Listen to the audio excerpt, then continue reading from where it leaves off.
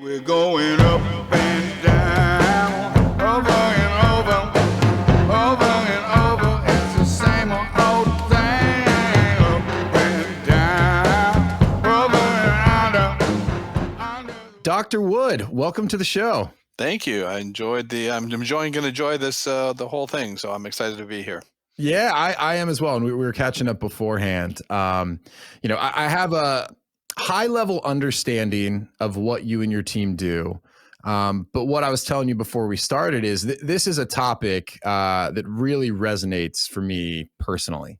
And I've discussed it on some of the past shows, and I don't even know how it comes up. I never intend to talk about it really, but this idea of dealing with trauma and anxiety and stress, and I think I fall in the camp of folks who did not recognize that some of the things I'd gone through in my life were traumatic. Yep. But I did recognize that, like, man, I am stressed. Sure. Like, I'm trying to work my ass off, but I constantly am just like, a little uptight. And so, understanding, what you focus on with the folks you work with, I can't wait to have this conversation. Well, yeah. And that's what I love, you talking about it from an athletic standpoint as well. What I have always said is that when you have unresolved trauma, it affects performance. So that's why we call this a performance program, not trauma therapy. Because I start from the base that there's nothing wrong with anybody. Everybody's mind works perfectly fine. However, these events and experiences you've had in your life are having an effect on your ability to stay present and in the moment. Yeah. And that's coming down to, like we talked a little bit about mental health. There's a stigma around mental health. Oh, yeah. And what I talk about is, I had one lady come in and she sat down and for the first 15 minutes starts giving me a lot of information about all these things that had happened to her, all these traumatic events. And I said to her, well, is there anything else? And she looks at me and she goes, well, that was a lot, don't you think? And I says, oh, yeah, it was a lot. I says, however, in the last 15 minutes, I heard a lot about what happened to you, but I haven't learned anything about you. Oh. Because she was identifying with all of that. What I said is all those things that they've given you in terms of your diagnosis, to me, are just symptoms. That's not what's causing it. That's just what you have. So when people talk about, I have anxiety, I have anger issues, I have whatever it is, I'm just saying, well, that's just describing what you're experiencing. So let's get to the root of it and let's fix it. Yeah. Where typically what they want to do is talk about managing, living, and coping with it. Absolutely. I think most people can probably relate to searching like the 5 best ways to handle stress. There's like a BuzzFeed article written every other week about that. Yep. So, maybe it even makes sense then. Can we start by how you define trauma? Yeah. And I have 2 different kind of definitions of trauma. You've got the big T trauma, which is really the obvious stuff, sexual assaults, things like that are violent. Those are obvious things that we'd call those traumas, right? Yeah. But I also coined, and I wrote my second book that I called emotional concussions. And emotional concussions are, as an athlete, this makes sense, right? Those are the bumps that you get. You keep playing because you're fine, right? But they accumulate. You get enough of these little emotional concussions, and that could be coming from, a home where you've got a parent who's maybe suffering mental health, right? You're getting bumped constantly. And so they're not maybe the big T traumas because, they're trying to function, but at the same time, they're building an accumulative effect on the way your mind is operating. And then it's going to show up somewhere in your life.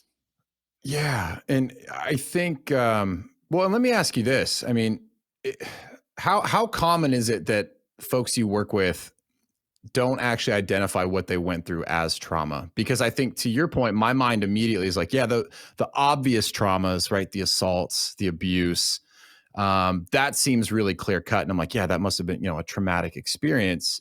Right. Some of these other things, what you're referring to as like an emotional concussion, I have to, again, in that camp of folks like, I wouldn't have recognized that as like a traumatic experience. Yeah, because what happens is when you're growing up in it, it feels normal. You think everybody's living in this world.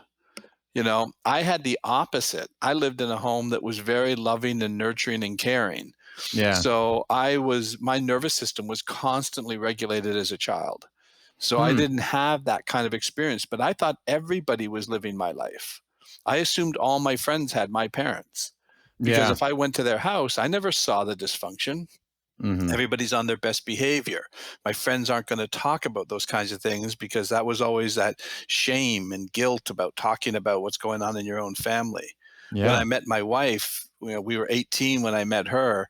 I discovered very quickly that she did not live in the house that I lived in, because we got very close quickly. So I was around the family a lot, and it didn't take long for me to go, something's wrong in this house. They're covering something up. I could feel it. And Yeah. then they just couldn't hide it. And then it started showing up. But most people aren't going to see that unless you get inside deeper the way I did. Right. And so that's why it felt normal. And I thought that my wife's life was the anomaly. And I realized my life was the anomaly. Yeah. Not many people were living this very, very quiet, beautiful childhood. Most people were living in, those kinds of traumatic households. Yeah.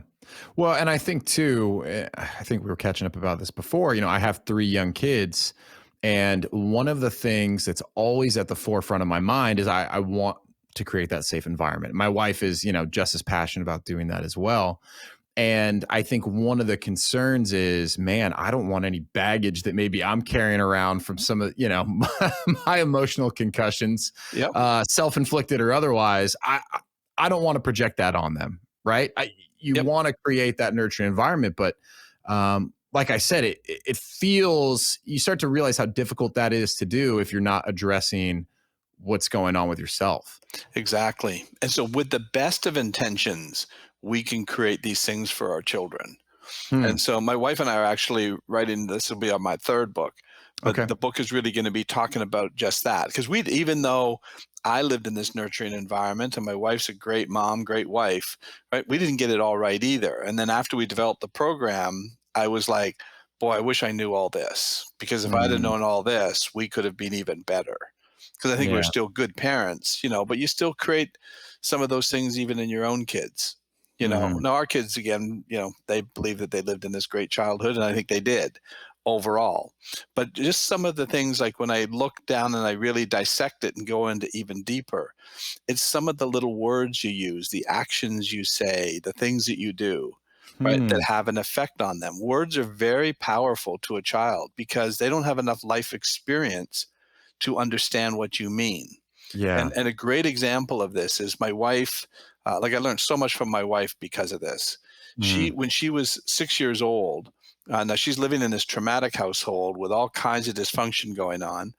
And some of the mothers in the neighborhood have a tea party for the little girls. So my wife, she's a 6-year-old child. She's all excited. Her grandmother dresses her all up real pretty, and she shows up there, and all the mothers are sitting there. And one of the mothers, as she walks in, looks at my wife and says, "Oh, look at this one. She's going to be a real heartbreaker when she grows up." And Yeah. all the other mothers go, "Oh, yeah, that's a real heartbreaker there." Now they're trying to say something nice, right? Yeah. When my wife heard, she's sobbing when she tells me this story. What my wife thought she heard was that they saw something bad in her. She was going to hurt people Oh, because she's wow. living in that pain. So she's assuming that they see something in her, right, as bad. She said Yeah. her stomach got sick. She wanted to go home, right, because that's how big an impact it had. Now, this At is an such a young adult woman age. telling me this story, crying, Yeah. because a child doesn't know what they meant by that. What she hears is, you're going to break hearts. You're going to hurt people because she's Yeah. being hurt constantly, Right. right? It's funny. So my daughter's now in kindergarten, and one of the things that we're kind of dealing with, and this wasn't supposed to be like my therapy session, by the way, but this is so relevant. There's a couple instances of kids in her class or on her bus or having like real behavioral issues, and it's Sure. kind of gotten to the point where it's like, okay, we need to like let someone know, because it's starting to seem like there's something bigger going on. Yep. Just hearing that story, it just kind of makes me take another second to think like, there's something going on there that is causing this action that's showing up at school. Yep. Yep, absolutely. And it comes up a lot of times. And those are those emotional concussions that I'm talking about. Yeah. And even though my wife was experiencing trauma, she was also getting these kinds of emotional concussions. And there's no way any of those women were intentionally trying to hurt her. Hmm. But they don't understand that a child may not understand that. Yeah. So, I had one lady who said to me, same kind of thing. I never had any trauma in my life. I lived this beautiful childhood, very, very loving. And I said, well, can you think of any kind of an event that was disturbing or that when you think about brings about an emotion? Yeah. And so she thought about it. She says, yeah, I remember, and about same age. She's about 6 years old. And as she starts to describe what's going on, I see her eyes filling up. Right. And then before you know it, she's sobbing as she's telling me that she was in church and, she's a 6-year-old child and she started talking. And her grandmother took the hairbrush and hit her on the head with it and said, stop talking. You're in church. And then Mm. the waterworks started. And she said to me, she says, I just realized I lost my voice that day. I Hmm. never speak up for myself. She Oh, says that wow. was the connection. So those kinds of events. Now you're thinking, is the grandmother trying to hurt her? No, right? It was probably, that's what you do. Just, hey, stop, knock it off, right? But Yeah. to her as a 6-year-old, what she heard was, they don't want to hear me. Hmm. Now, without a lot of life experience, you could see how a child could interpret that kind of an event that way. And she said, as an adult now, she goes, it makes so much sense. I never knew why I never stood up for myself. I would always Yeah. let people push me around. Huh. Yeah, it's funny. I have to remind myself that too. When you're dealing with these little people. I mean, our 3-year-old, he's the sweetest little boy walking the planet, but he's naughty. Yeah. He's wild and he's naughty and he's still cute while he's doing it. Exactly. But sometimes you have to reprimand him, and then you're like, oh, you know what? Like, I don't know if we've ever addressed that he can't do that before. Like, we know that he's not supposed to do that, but like in his, the year and a half that he's been formulating memories, like, I don't know if we ever addressed that with him. Yep. And so, yeah, it's interesting to think about it from that perspective. So yeah, just all those little kinds of things that sort of mount up. So you really have to give a lot of thought to how you're handling things and how you're saying things and the words you're choosing, because they really do have an impact. Hmm. And this isn't meant to say that, children are like China dolls. You can't, do anything. But if you realize that maybe you didn't handle it the best way, address it right away. Okay. And there's nothing wrong with going up and saying, Daddy probably didn't say that the right way. Let me explain what I meant. Right. And then, as opposed to, well, I'm just going to let it go. Right. It doesn't hurt to even say, Daddy didn't probably handle that really well. Right. Can I Yeah. talk to you about what I really wanted you to hear? Right. Those are the kinds of things that are very powerful because they'll remember that. Trust me, they'll remember that. Yeah, and I think every parent is concerned, like, oh, I hope I don't screw these kids up. I hope I haven't done too much damage already. Yeah, that they can't be a functioning person in society. So is that really it? Because we're all going to make mistakes, sure. Right? Well intentioned or not. Is it really just about addressing the mistake? Yeah, and then also, trying to choose your words really carefully, and that's what I really learned with my wife. Is she really taught me the program. Because she had experienced so much trauma, what I would do is if I said something like, no, I don't like that, she could tear up and then almost start to cry and say, why are you getting upset with me? And I'd say, honey, I'm not upset at all. What makes you think I'm upset? And she'd say, well, you sound like you're getting upset. And I said, no, I wasn't getting upset at all. And she goes, yes, you were. And I go, well, now I'm getting upset because you're telling me I was getting upset. And I couldn't hear it. What I didn't understand at the time is that as a child, she had learned to listen very, very carefully to the way her father spoke so that she could recognize when the danger was coming, when he was starting to get aggravated or frustrated. Yeah. So when I said, no, I don't like that, you could have paid me and given me 2 recordings of me totally unfrustrated and that voice. I would never have been able to hear the difference. So maybe I had something a little frustrating from work that day or on the drive home. So there's that little bit of tension in my voice when I say it. She could hear it like I yelled at her. Oh, yeah. And because what way I found is that people who have been traumatized, particularly as children, are highly sensitive to sound. So what Oh, she would hear was, no, I don't like that. And I yeah. didn't say it that way, but that's how she heard it. So she wasn't wrong and I wasn't wrong, but we couldn't understand, right? She couldn't understand why I said it that way. I couldn't understand how she could hear it that way, Hmm. but we were both right. So, maybe it's even worth diving back into the concept of emotional concussions. Can you explain that a little bit further? And one of the reasons that I really want to dive into that is I think, like I said at the beginning, the obvious trauma is so clear cut, Right. very easy to identify. But I think, I don't have the numbers in front of me, but the amount of the percentage of the population that is stressed or has anxiety. I mean, in your estimation, I mean, what percentage of the population is walking around with issues around those, I don't know, two feelings? Almost all, right? Yeah. To some degree. Also, the big thing that I talk about, and this is to me the true pandemic in this country, is Hmm. sexual abuse. Hmm.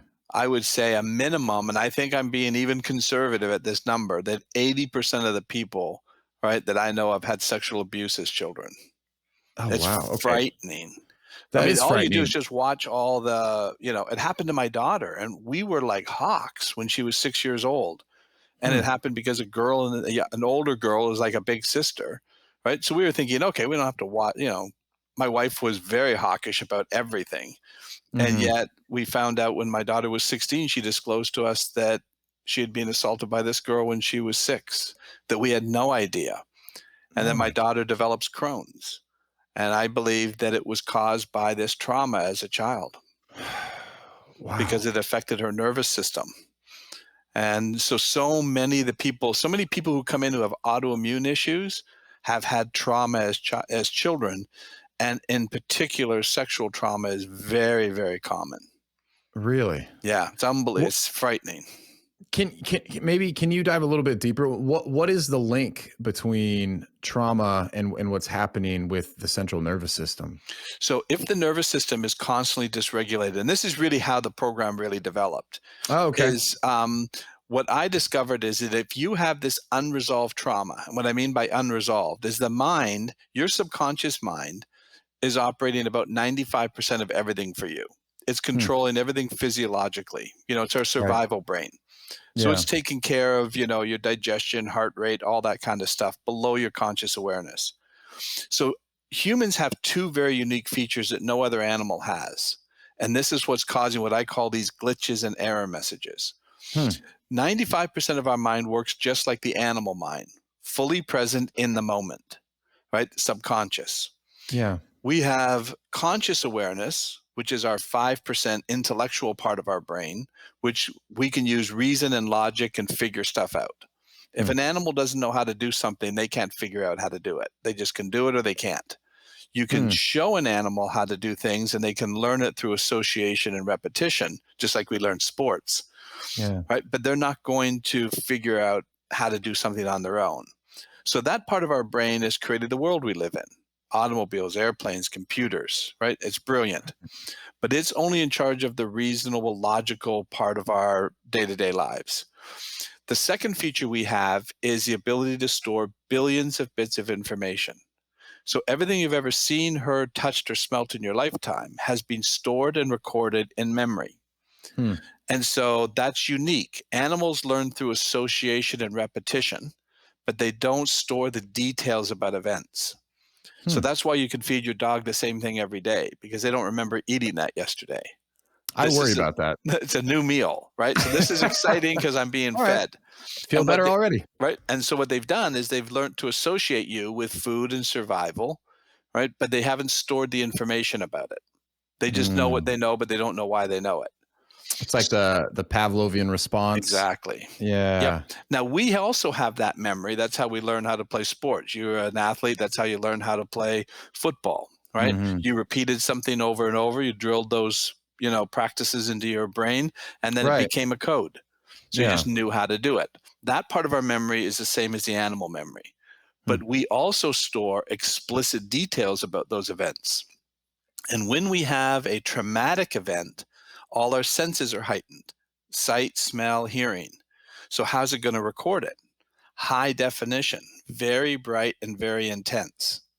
So here's where the glitch comes in. If your survival brain is fully present in the moment and something reminds it about an event that happened 10 years ago, and your mind starts looking at the information from memory about something that happened 10 years ago, when does it actually think that memory is happening? Right now. So it creates a physiological response to get you to do something about something that's not happening. Does that make sense? That does. And, I'm just reflecting now, some what I would consider to be some traumatic memories, like, are very vivid. And, there's, I don't know, entire years of college that I don't remember, but like some of these things from my childhood, crystal clear. And I've never thought about it in that way. And so that's what we fix. So if I asked you what you ate for dinner last night, can you tell me what you ate for dinner? Yeah. What'd you have? I had some. I had Chipotle. I had a burrito bowl. Okay. So when I asked you that, you saw pictures, right, of what you ate. Yeah. Right? Yeah. Or maybe where you were, the store, Chipotle, the restaurant, right? Absolutely. Yep. That's how you stored the information. When I asked you that, you looked to your left. That's how you access memory. So when you looked to your left, you saw the pictures, right? That's how you stored the information about dinner last night, right? No other animal can do that, only humans. And so because last night wasn't threatening or disturbing, it's stored as a fairly routine file. Not a lot of data, just enough data to record it. Yeah. However, if that was a traumatic event, it stores a lot of detail, tremendous amounts of detail in a very high beta brainwave state. So what happens is that when your mind accesses that information in that very intense state, sees a lot of information and data, it's responding to it in real time. So when I used to say to my wife, no, I don't like that, I used to think that she was responding to what I said. In actual fact, what she was responding to, and she didn't know it and I didn't either, is that what her mind would do is say, what do we know, as I was saying that, what do we know about men who start to get upset? And a flood of data about her father would come in. That's where the tears were coming from. I thought it was what I said. And so I'm beating myself up saying, how can I make this woman I love cry so easily? Right? Because I've never done anything to want to hurt her. Right? But in her mind, she's feeling the fear, but not because of me, but because of the old data flooding in. Yeah, and something you said is so interesting. It's like when you re-experience that memory, your body doesn't, I guess, and stop me if I'm getting any of this incorrect, it doesn't differentiate that it's actually happening in the present or that it happened in the past. It's just kind of reliving that emotional experience. It only sees in real time. So Hollywood has made trillions of dollars from this because we can go to a movie and cry, and we can go to a movie and get scared because your mind has no idea that what's on that screen isn't real. It looks real. And so, your subconscious part of your mind, right, and your conscious part of your mind, consciously you're saying, oh, that's Leonardo DiCaprio playing in a movie called The Titanic. And your subconscious mind says, this guy Jack is drowning in the ocean and no one's going to save him. Right. That's how that in high definition, no less. High definition. So then it's getting into all of that, right, in real time, thinking something's happening. Memory is exactly the same. So your mind, anytime you feel an emotion, your mind is calling for an action. It's the only purpose to an emotion. The purpose of fear is to escape a threat. The purpose of anger is to attack and extinguish a threat. So if you're dealing with fear or anger issues, your mind is calling for you to do something about something that doesn't exist anymore. So you can imagine if that's continually going on. So for my daughter, her mind was constantly trying to protect her from those events with this girl. She couldn't do anything about it. So that stress showed up as Crohn's for her. So that's where all the stress went for her in her intestinal area, right? And then the cells become inflamed because it's a cell danger response. And that cell danger response is a protection system to protect you until the danger passes. So the cells become inflamed, and the purpose of that is to protect anything from penetrating the cell. So nothing's getting in and nothing's getting out. But when the danger is over, right, it's going to go back, right? And then the inflammation will come down, the immune system will come in and clean up, and everything goes back to normal. Why didn't it clear up for my daughter? Because the trauma never stopped. The danger didn't stop. It kept looping. And that's what people have been dealing with. And all we're doing is teaching them to live and manage and cope with it. And what I said is, let's fix it. Yeah. So, I mean, of course, my next question then is like, how do people even begin to try and resolve some of these deep-seated traumatic issues? It's really quite amazing. The mind and body are designed to heal. You've been an athlete. I've been an athlete all my life, right? Our bodies heal. We just need to make sure that we give it the proper tools to heal. Yeah. So what I do in our program is basically take you through a 4-hour process to get your mind to take that high definition data that's being stored activating your nervous system, and I get it to reprocess 2 or 3 events into the same format as to what you ate for dinner last night. And so then it stops calling for the action on those 3 events. And then as your mind gets this process down, it then continues the process throughout all those events, and it clears up pretty much everything. So what's actually happening when you're going through that exercise? Is it you are kind of, I don't know, I want to say like taking the sting out of some of that event emotionally, and you're making, what's happening there? What we're doing is getting the mind, it's basically we're doing the opposite of the Wizard of Oz, taking it from black and white to color. We're going from color to black and white. Your mind will not create an emotion unless it feels a threat. Oh, okay. So when it now sees less intensity. So for example, I worked with Rebecca Gregory from the Boston Marathon, right? Yeah. She was 3 feet from the first bomb that went off. Oh. She lost her left leg. Her son was sitting at her feet. She was just a spectator. So when she came to see me, she was suffering from post-traumatic stress for 5 years. Yeah. And so when we first sat down and she started to talk, she started to tear up and cry and shake.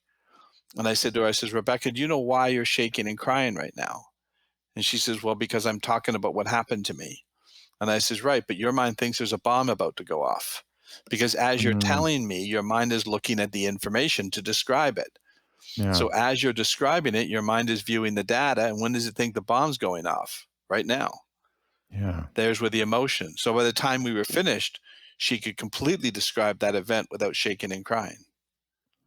How long does it take for someone to be able to kind of, I don't know, rewire, reprogram these traumatic experiences? It's amazing how fast it does it. So like I said, it's a total of a 4-hour program, but we only spend maybe 20 to 30 minutes on the actual traumas.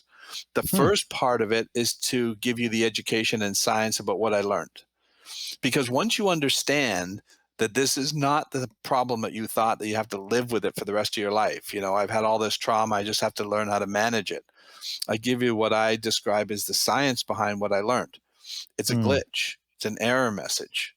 All we need is to get it recoded, re-updated, right? And then it stops calling for the action. So I've worked with the Vegas shooting victims, Boston Marathon, veterans, some of the, most traumatic things you could imagine. Right. And they're all dealing with the same thing. We all are. And because I didn't have that kind of trauma, and my nervous system was regulated very quickly and easily as a child, I was able to handle things a lot easier. But I got little bumps along the way, nothing like my wife had experienced. And so once we get that updated, and just like you talked about, what Rebecca went through was the obvious trauma. But what she also discovered, and you'll see in her testimonial, she talked about it. She says, I didn't realize that all the other things that had happened earlier in my life were also affecting that one. Yeah. It was an accumulative kind of an effect. So it made it even more intense. So we cleared just not only the Boston Marathon event, we cleared a couple of other events earlier in her life. And then it just does a complete. So she came to see me 5 years after the Boston Marathon. She went back on the 6th anniversary and said, I'm going to stand right where I was when the bomb went off at the exact same time. The bells go off at that time. She sent me a picture from there saying this wouldn't be possible to stand here without going through the program. No emotion anymore, just absolute joy. Wow. That's incredible. That she was okay. So here's something we talked about a little bit in the beginning too, is, a lot of high achievers are also dealing with trauma, stress, Yep. anxiety, but from the outside looking in, right, looks like everything's great. Looks like they're actually excelling in ways other people aren't. So why is it such, why is it so detrimental to be carrying around unresolved trauma? Like, why is it so critical to like make sure that your nervous system is having a chance to reboot? You're not living in this constant fight or flight. Because it's draining focus and energy. So, and this is why I love working with athletes, because we see a change in the athlete. Everybody has another gear. So what's interfering with you getting to that next gear? And so I worked with, I speak at the Spartan leadership conferences, Spartan races. Yeah. And so I was asked to come and speak at the World Championships in Lake Tahoe in 2019.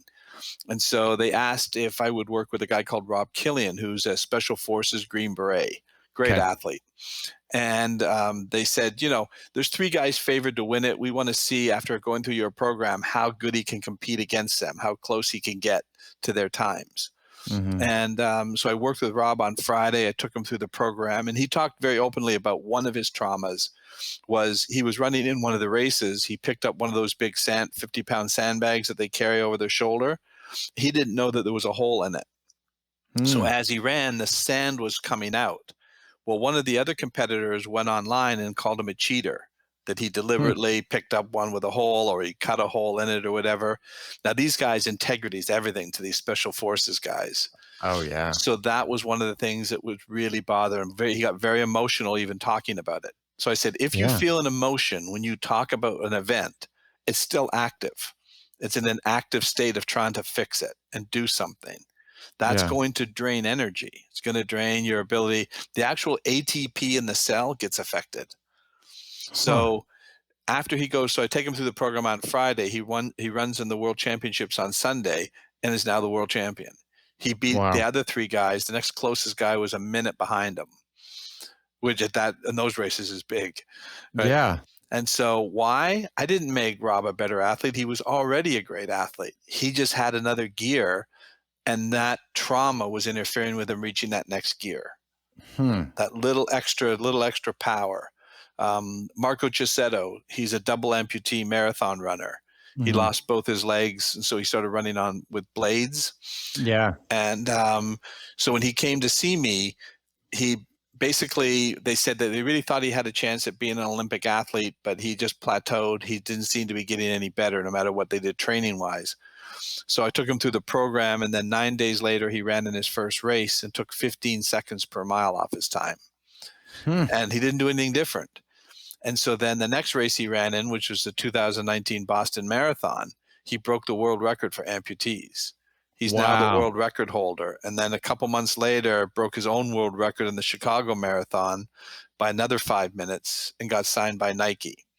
Oh, that's amazing. Yeah. And so again, I didn't make Marco a better athlete. He already had it within him. It's just that ability to stay present and stay focused. He described it very well. The way he described it is, he said, when I used to run, he knew at mile 20 was sort of his peak, is when his performance would start to drop. Yeah. So when he would run, he'd be thinking, okay, I've got 10 miles to go. I got 5 miles to go. He says, now what he found himself doing is, he says, I'm at the 10-mile marker. I'm at the 15-mile marker. He stopped thinking about what was happening and stayed in the present. And that allowed his focus and his energy to stay, because that was draining energy if he's thinking about the 20-mile marker. That's pulling from his power. Yeah. One of the things that has kind of come from doing this podcast, and we're 60, some odd episodes in, is realizing just through different conversations, and oftentimes in a lot of different topics, that stress is cumulative. And it's interpreted the same within the body, whether you're weightlifting or whether you're angry about something at work, or, dealing with carrying around some sort of traumatic experience. And it's just, it makes a lot of sense, because it's like, if you're feeling that way and you're carrying that around, like, it is draining emotionally, physically. I mean, what are some of the other like physical ramifications of stress that maybe the average person isn't properly attributing to the stress that they're carrying around? It's going to show up in health issues. So it's going to show up specifically. Autoimmune is very, very common. So people end up with IBS, Crohn's, like my daughter, Crohn's, colitis, things like that. My wife ended up with Hashimoto's, which is a thyroid issue, autoimmune, where her thyroid was burning out because she was constantly producing cortisol. So it's going to show up somewhere. People will put on belly fat. People won't be able to lose weight, because they'll become insulin resistant.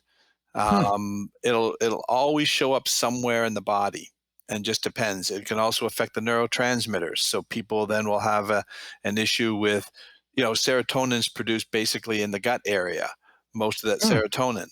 So if your gut is out of balance, the gut's the second brain. The vagus nerve travels 80% of the messaging on the vagus nerve comes from the gut.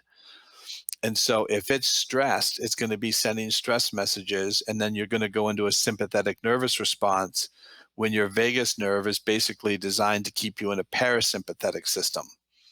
So it's the rest and digest kind of response. Yeah. And for people listening, would you mind just clarifying the role of the two states in the nervous system so that people can kind of understand like why that is so critical that you don't want to live in the sympathetic all the time? Yeah. So your sympathetic system is basically your fight or flight response. Now, it's an emergency management system. This is the way I describe it. Yeah. It's designed to turn on when there's a threat and turn off when there's no threat. So when I talked to Marco, this is one of the things, it's just sort of a funny story. When I said to Marco, I said, a zebra cannot feel fear of a lion unless there's a lion present. And so I said, the zebra is living in the moment. If a lion shows up, the zebra's autonomic nervous system will engage to protect the zebra.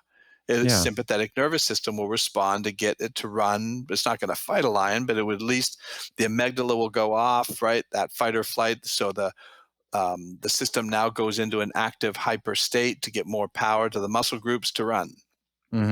That's the system. But when the lion is not there, that system is not on. The problem that we have for humans is we store information about lions. And so we have all this information, so it's constantly being activated. Your sympathetic nervous system is like putting the foot on the gas all the way to the floor and using the brakes to keep you only going 30. Yeah. You're going to burn out the transmission, the engine, the brakes. Everything's going to start breaking down because it's not designed for that. Right. And so your parasympathetic nervous system is what keeps us calm. And so that purpose of that is that's that rest digest system.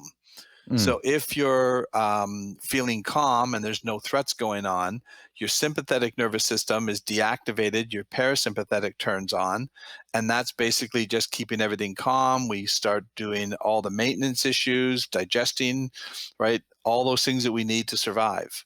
Yeah. But when you go into sympathetic, there's the maintenance stops. You're doing very little maintenance when you're being chased by a lion.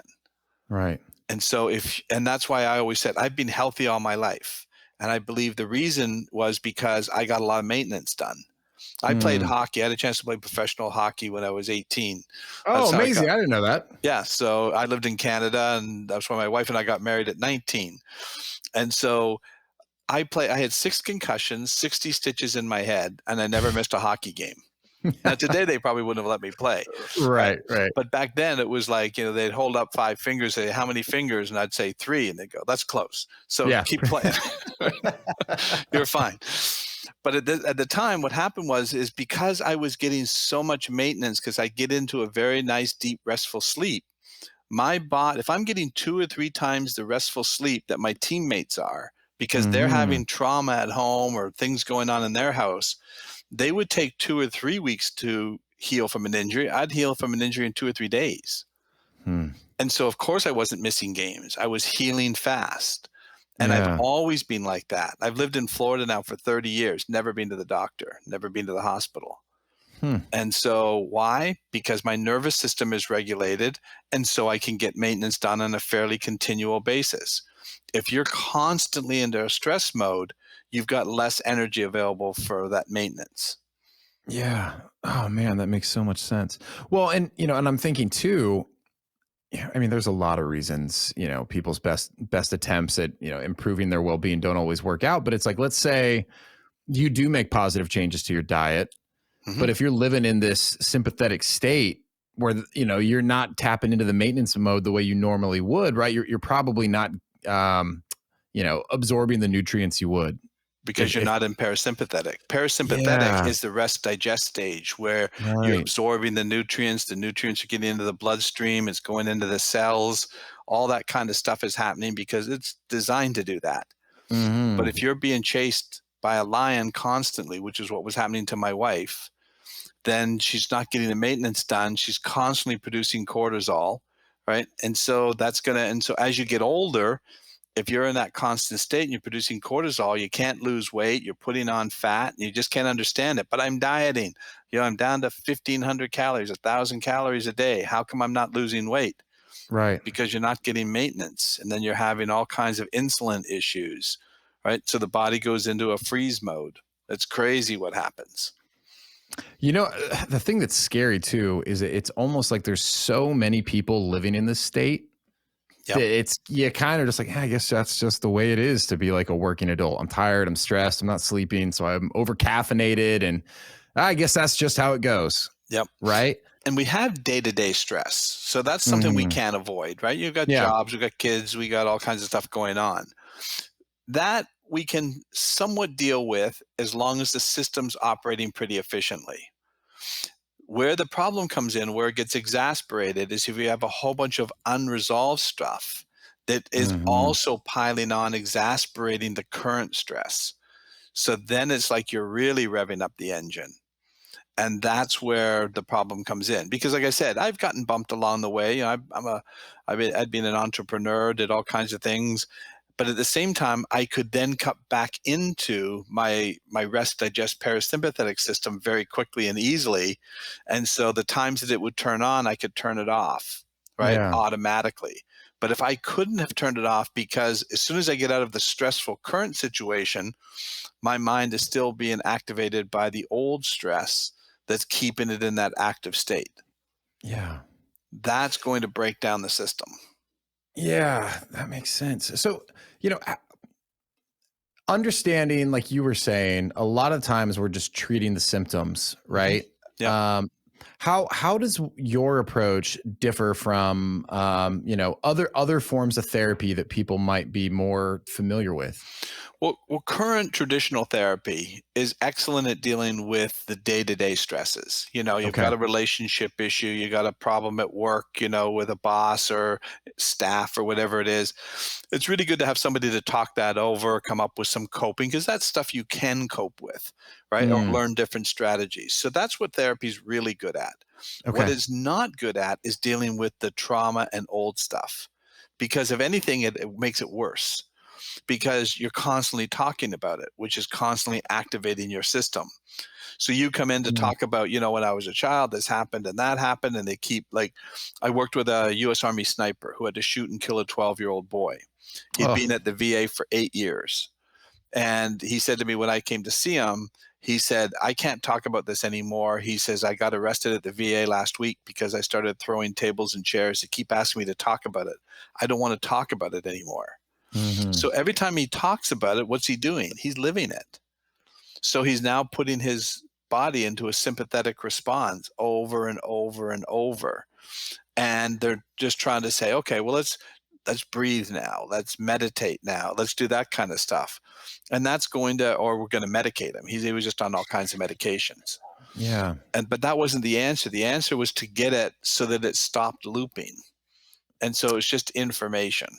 So that's always been my question is, you know, okay, I talk about it.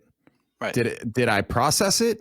Is that all I needed to do and that's always, I think, kind of been the gap for me, just thinking through like, hey, look, I'm a pretty self-aware person and I'm motivated to improve. And I mean, for God's sakes, I run a podcast about self-improvement and performance.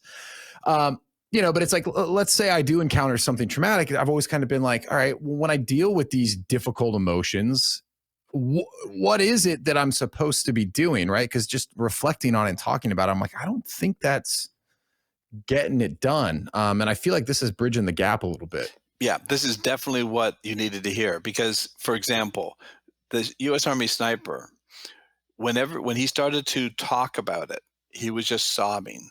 Yeah. And I said, the reason you're feeling that emotion right now is because you're reliving it. So if you think about something, this is the best way for your audience to hear this. If you think about something that happened to you 5 years ago, 1 year ago, 20 years ago, and you feel an emotion, either anger, fear, you start to cry, it's active. Your mind wants a resolution. It wants to fix it. Because when does your mind want to stop pain? Now. Yeah. Because it's in pain now, and it only understands now. Why did people jump out of the buildings at 9/11? Not to die. They didn't try to die, but they would die right now if they didn't jump. The fire was going to consume them. To move away from it. So when there was an exit to get away from that pain of being consumed by the fire, they took it. Now, the logical part of your brain would say, this doesn't make any sense. We're jumping out of a building. Right? We're going to die. But your brain, your subconscious brain, is survival based in the moment. So what does it think about consequences? No. There's no such thing as a consequence to your survival brain. Yeah, it's just stopping pain now, threat. right? Yeah. And it's amazing what the brain will do to avoid pain. And that's why when I say that people say to me, oh, I sabotage myself. What I say is that's impossible. The brain cannot sabotage itself. It's survival based. So they'll say, well, how do you explain then, I've got all this great stuff going for me, and then I go and I do something stupid and I go over in this direction, and then my whole life starts to fall apart. I say, because your mind thought there was pain coming, and it's going to try to stop the pain at any cost. So if it takes you in another direction, it's not trying to create a problem for you. It's trying to solve a problem that it thinks you're running into pain. So as an example, somebody had a very successful father, but the father was very abusive, alcoholic, but he, by every means, everybody thinks this guy's done really great, but he hasn't. And so now all of a sudden you're following those same paths. It looks like you're going to be very successful. Well, your mind's going to say, well, what does that mean? That means we're going to end up in a lot of pain. Yeah. And it will try to then avoid the pain. Oh, interesting. So I got a couple questions. Are you doing okay on time? Yeah, no problem. No problem. One of the things I'd be interested to hear a little bit about too is, folks that you work with and they go through this process and they address it. And I hope I'm not using the wrong term, but they kind of rewire it, or I guess they what would be the right word? Yeah, reprocess it. Reprocess it. Okay. Update it, reboot it, refresh it. Yeah. And I know that you said at the beginning, like, hey, the human body is designed to heal. I mean, what does recovery look like for these people? I mean, is it really dramatic in terms of emotional and physical well-being? Does it take time? I mean, no, in that 4 hours, we can address, we generally look at 2 or 3 events. We don't have to do every event. Yeah. So, because once your mind gets that process, it's like if you came in with a broken leg and we reset it, we don't have to think about, I hope it heals, right? It's going to heal. It's the same thing as once we take you through a couple of processes, when you go to sleep at night, you go into a theta brainwave state. And theta is where we dream. And when we're dreaming, our mind is processing. So whatever we went through that day to process those 3 events, your mind continues, because it's people who have had a lot of trauma don't sleep very well because their mind's still trying to process trauma from years ago. Once it gets into that theta state processing, and it just got this technique, it then starts addressing these other events. And I imagine when they were in that sympathetic state, right, then they also weren't getting into deep sleep just because they're living in this heightened, the brain doesn't want to go to sleep because there's lions everywhere, right? Yeah. And the lions aren't real. They're just lions from 20 years ago. I mean, one of the strangest things that started happening, and why I was like, okay, look, I need to be more open about some of the stuff I was experiencing. And for people who maybe haven't listened, like my father had mental illness, right? He was bipolar, and he was more on the manic scale, and he's the most amazing person I've ever met. I love him dearly, but it was very painful to watch someone that you love go through that, especially at a young age. And I like I was telling you before, I don't think I appreciated how much it impacted me until I had other people that I had to take care of. Yes. Yeah. Because I could operate at a very high level, keeping a lot of that just, I don't know, pushed down is kind of how I'd often describe it. But once other people depended on me, it was like, whoa, the cracks are kind of starting to show here. And I mean, I would have this crazy experience that I felt like I didn't have when I was younger. Like I would wake up stressed. Yep. Yep. And I would just be like, whoa, like what is going on here? Like this, like I said, is not sustainable. And I don't want to wake up feeling that way. So it's like, man, what have I not dealt with? What's kind of lurking below that needs to be addressed? And that the key is that when you're going to sleep at night, your mind wants to process what it learned during the day. Plus, it also wants to process anything that's still outstanding. Yeah. So if all of those events are still running in real time, it's trying to close all those programs out. Yeah. And it can't close them out because they're not happening. So it continues to do it. So when people come to me and they'll say, I have depression. Yeah. One of the questions I ask them is, what do you think you may be angry about? And the usual answer is, well, I'm not angry, I'm depressed. And I'll say, depression is anger.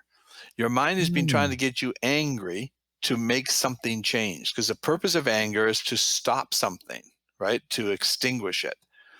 So if your mind has continually been trying to get you to do something about dad or the bully or whatever it is, and it's been asking over and over for the action's not possible, but your mind keeps calling for it. So what ends up happening is, in order to stop the pain, your mind shuts down. Depression is the absence of emotions. So it stops calling for the anger and shuts down. Interesting. And then until you resolve that anger issue, so it could be angry that why didn't I do something? Why didn't I stop them? Why did I just let it happen? A lot of times people, so you got your fight, flight, or freeze responses, right? And freeze is basically where the body sort of shuts down, the mind shuts down to get just through it. I believe we're coming up to a tsunami of mental health issues with COVID. I think most people are in freeze mode right now. They're just like, just get through it. Don't think about it. Put the mask on. Don't rock the boat. Just get through this. And eventually everything will go back to normal. There's going to be a lot of issues coming when people then start to come out of that and realize, wow, the world has changed. I lost income. I lost this. I lost relationships. I lost time. You're going to see a lot of issues coming from it, because freeze mode is just a protection mode. Yeah. And people don't understand freeze. I don't know if you remember, it was a few years ago. I think a lady was on a plane and she was sleeping, and then she woke up to find the guy was sexually assaulting her, and she did nothing. And then afterwards, then she said, this happened to me on the plane, right? And then people were coming out saying, well, why wouldn't you just yell or scream? The plane's full of passengers. She froze. She couldn't move. And the way her mind was trying to protect her was to say, just get through it, right? It'll be over soon. And then we survive. So if she was a child and something had happened to her, she can't stand up to the person hurting her when she was a child. So sometimes what children do is go into freeze. Yeah. Just get through it. Man, how do you get through the day dealing with all this? I'll tell you what, if that's what you say, a lot of people say therapists, have all kinds of, trauma because they're dealing with all this trauma. The great part about this is I don't deal much with trauma. I fix it. So the great part about it is it's very rewarding. I'm not having to sit and listen and teach you how to manage it, to cope with it, and then take it home with me saying, gosh, I feel really bad. Poor Ken, dealing with this every day. And I can't imagine, how tough that would be awful. I wouldn't like. Right. But when people come to see me, and you can see people like, Rebecca, her life changed because she's not dealing with post-traumatic stress, the veteran who, as we take him through the program, now he can talk about what happened to him. We're not going to get him happy about shooting a 12-year-old boy. What we're trying to do is stop the dysregulation. So after we finished, he could describe everything that happened that day. And he said to me, he goes, how the bleep did you do this? He says, why am I not shaking and crying right now? Right. And I says, for 8 years, your mind's been trying to get you not to pull the trigger. It just got the good news that you're not shooting a 12-year-old boy right now. It's information. We're not happy about it. Makes sense to not feel happiness, but the dysregulation of your nervous system stopped. Man, I can almost like put myself just hearing that story. Just don't pull the trigger. Oh, Yep. And I so think many people are dealing with that. It's yeah. happening all over. So, and again, same thing was happening with my wife. She could hear danger everywhere. We'd come out of a Mhm. store and she'd say, "Can you believe how rude that clerk was?" And I'd go, "She was?" She'd go, "Yeah, didn't you hear the way she answered that question when I asked her that?" And she could hear those slight little inflection changes, right? I couldn't hear it. I was just like, I didn't think she was rude at all. She goes, "Oh, and the way she stuffed the clothes in the bag." And I go, "What? I didn't see any of that." Is it that she was actually just like, I don't know, she's kind of so perceptive of that frequency, or was Oh it, yeah. like projecting? No, hypervigilance. Oh. She could see things I could never see. I would never. That's why women, right, are so much better, so much more intuitive, because the world that women grow up in is not the world Ken, you and I grew up in. Hmm. You and I can still walk out to our car in a dark parking lot in the middle of the night. We're not thinking about, are there other cars in the parking lot? Is there anybody in those cars? Is there anybody hanging around those cars? We just walk Mhm. out to our car. Now, that doesn't mean we're any safer, right? But chances are we're not going to get jumped. Right. They have to watch ever since they've been little girls. They've been constantly living with threats. Hmm. So they've become very good. So when women tell you they have a gut feeling, I really trust it. My mother was amazing at it. Yeah. She was very, very like, I look at it in the fact that I never got sexually assaulted. I never had anything yet. Two principals in the schools that I went to were arrested for molesting children. Two of the teachers, the guy who ran our Little League for 35 years, all my friends got molested and I didn't. And I remember my Hmm. mom one time, I came home, it was in elementary school, one of the teachers wanted to take some of these boys, some of my friends and me, and, you know, come over to his place for a weekend, for just a Saturday and hang out. And my mom said, "No." And I said, "But everybody's going to be there. You know, it's going to be really safe. Couldn't be a problem." She goes, "No. Why does a 45-year-old man want to hang out with kids that aren't his? No, I don't get it. Not doing it." Yeah. And so I was thinking, that's not fair. You know, nothing's going to happen to me. He molested all my friends. Oh my God. Yeah. Ugh. They're Yeah. predators and they Yeah. know The how to predators. do it. Right. And so they're really, really good at it. And so that's why having good communication with your children, letting them know that you'll believe them, right? If they come to you and tell you a story, because that's what they're told, nobody will believe you. You're going to be in trouble, right? I'm going to tell what you did, right? And then the kids are afraid to come forward and talk about it, or the shame Yeah. and the guilt, you know? Yeah. Even my wife living in a home like she was living in, when I first met her, she swore me to secrecy. I don't Hmm. want anybody to ever know about my childhood. I don't want anybody to ever know that because they'll judge me.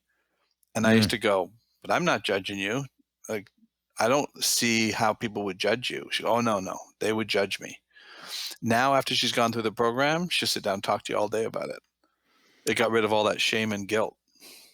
Yeah, it's so incredible. Like, I remember growing up, and I think you said at the beginning too, there's so much stigma around like mental illness. And I Yeah, mean, man, what, 25 years ago when I was a kid, I mean, it really felt like you couldn't tell anybody. sure. And a lot of that was because like, man, I want to protect my dad. I don't want Protect your people. dad and protect your Yeah. image, and, like, oh, everything's going good because, like you said, your dad was a good guy, Oh, right? yeah, amazing, brilliant, hardworking, just a good dad. Like a lot of the trauma that I know, other people dealt with, that wasn't at home. Loving, caring, Right. but having the rug pulled out from underneath you every year or two, and that sort of stuff was tough. But yeah, you didn't want anyone to know because he was going to come back to basketball practice when all that died down, and you didn't want people talking and judging, and That's yeah, that shame, and that's why my yeah, wife never wanted anybody to know, because right, that's what so you get why it happens, and hmm, why she was trying to avoid it. But at the same time, she was always what ifing her life. What if, right? yeah, Because something would happen. She had a very difficult time appreciating and enjoying life, because just as you said, she was waiting for the shoe to drop, oh yeah, because things would be going along really good with her father. Like, he just got a business deal, he made some money, everything's great, right? And then something would go wrong, and then the wheels would come flying off, and then danger was everywhere, and people are getting hurt. And so I couldn't understand. I'd be saying, We got a beautiful home, right? We got 3 beautiful children. You got a husband that loves you. Everything's going great. Mm-hmm. What is wrong? And Yeah. in her mind, it would be like, she couldn't really articulate it because she didn't know what it was. But at the same time, she was like, in essence, when's it going to stop? When's it going to end? Because it's gonna stop at some point because it doesn't go on forever. That's what Yeah. she was anticipating. Man, it's funny. I like pause because I'm like, oh boy, I totally get that. Yeah. I should have been like a risk manager at a bank or something, because I'm constantly like, well, where's the downside? Yep. You know, like, okay, it's great now, but don't get too excited because something's coming. Exactly. You know, and so I guess I hope too. I mean, one of the big things for me is I was like, man, I got to start talking about this because 1, I don't want to feel that way. 2, I hate the thought of other people also, you know, walking around feeling like they're the only one feeling that way. Because the more people I talk to, it's so common. Oh, it's so common. You have no idea. That's why, like I said before you came on to, I was like, man, I'm so excited to have this conversation because, and one of the questions I had for you too, and I think I kind of answer it myself, but you know, do you work with your athletes in a different way that you work with, you know, the bombing victim, or is it that we're all, it's the same because trauma is relative. Yeah. So, you know, somebody will say, well, I never had any of that, you know, big T kind of trauma, right? But if you haven't experienced that, it's still having an effect on you, right? Mm-hmm. And so that's why I wrote the book Emotional Concussions, because people, when we put our website out, we realized we actually weren't helping ourselves because this looks so great because you're seeing someone from the Boston Marathon talking about how their life changed, you know, somebody from the Vegas is going, totally changed my life. And you're going, isn't that great? And then people look at it and go, oh gosh, I never had anything like that. I don't think this program is for me.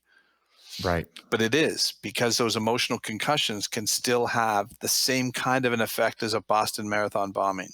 Mm-hmm. It's all relative. It's all relative. Yeah. And you know, it's just funny. I just had a conversation with a really elite strength and conditioning coach. And one of the things he said from a strength training perspective is like, you need to know when to back it off in the gym because all the other stressors in your life, your body interprets exactly the same, mm-hmm.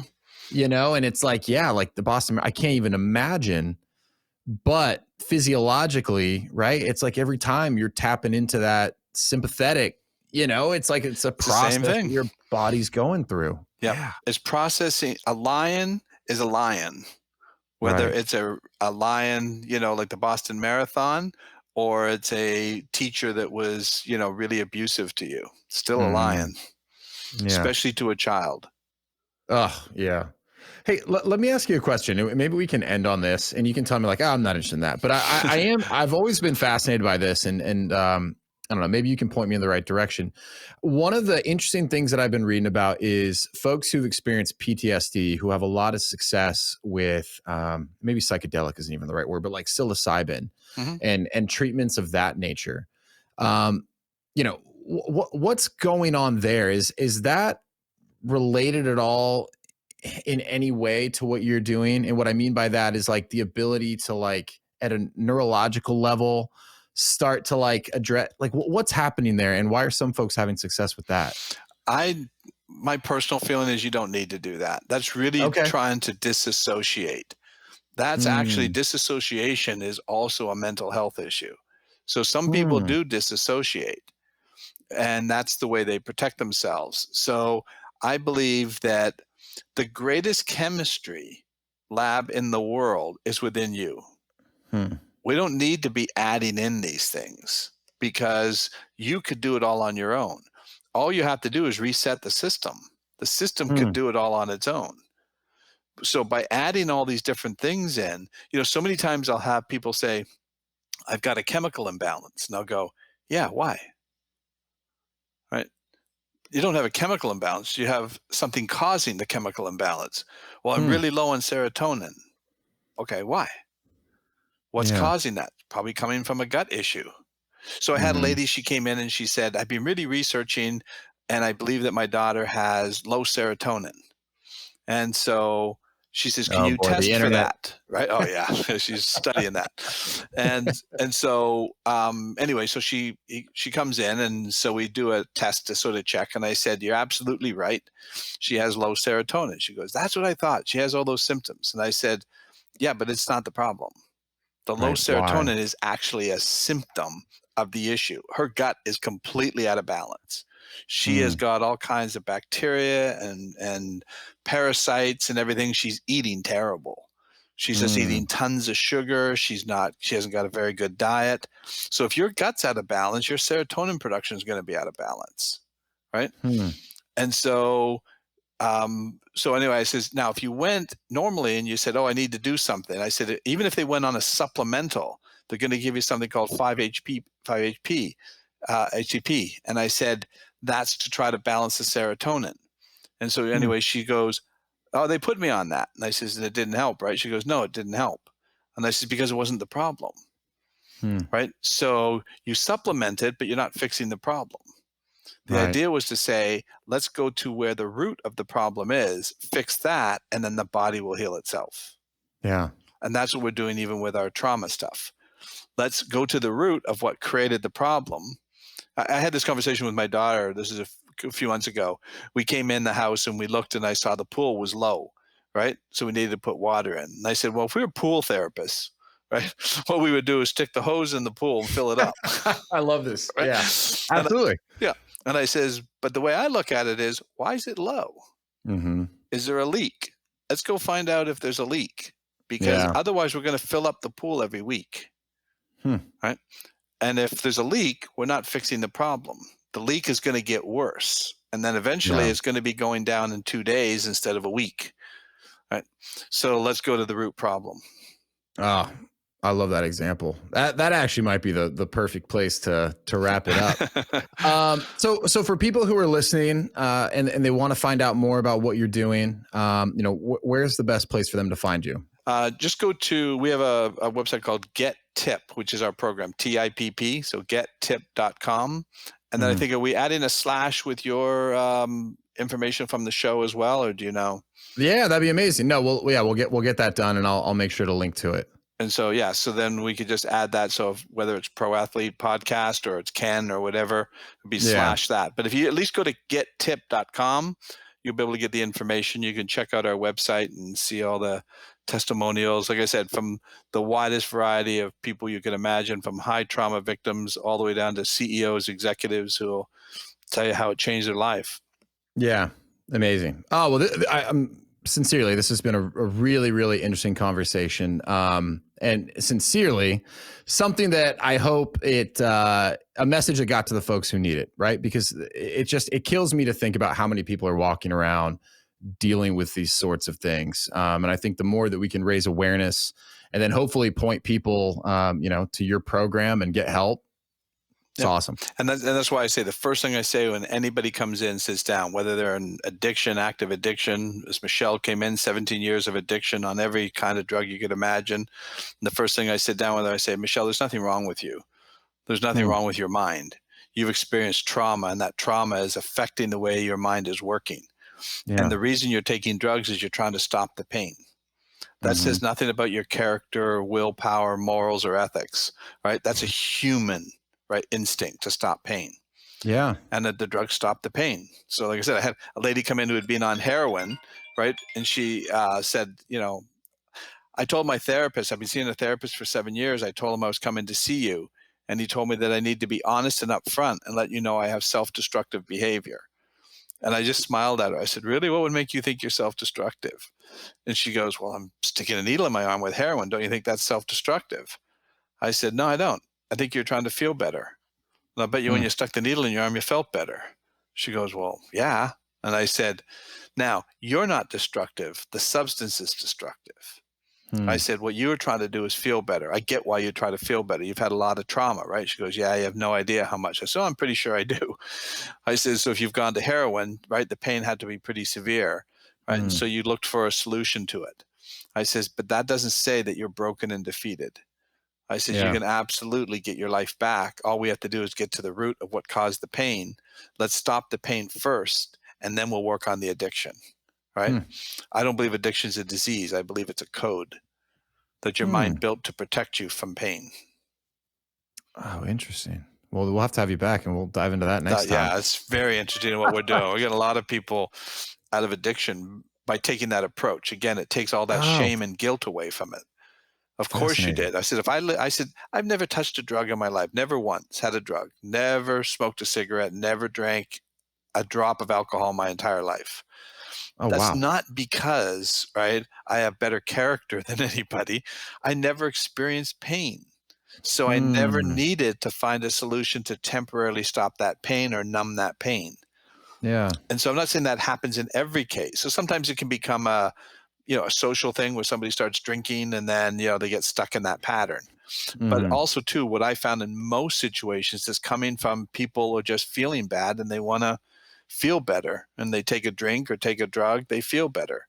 Oh, yeah. And so my friends, when I was growing up, I mean, I played hockey. So you can imagine having to get through all that with people going, come on, you have a beer. Oh, the hockey guys know how to have a good time. And so, but I remember this one guy says to me, he says, just have a beer, you'll relax. And I said, listen, if I got any more relaxed, I'd be a pool of water. So I said, you don't need me any more relaxed. I'm already pretty chilled, right? So I'm fine. Yeah. Oh, wow.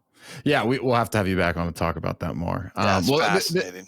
Yeah, this has been amazing. Thank you so much. And we'll link to the show. We'll link to the book. And this has been great. Thank you. Yeah, I enjoyed it.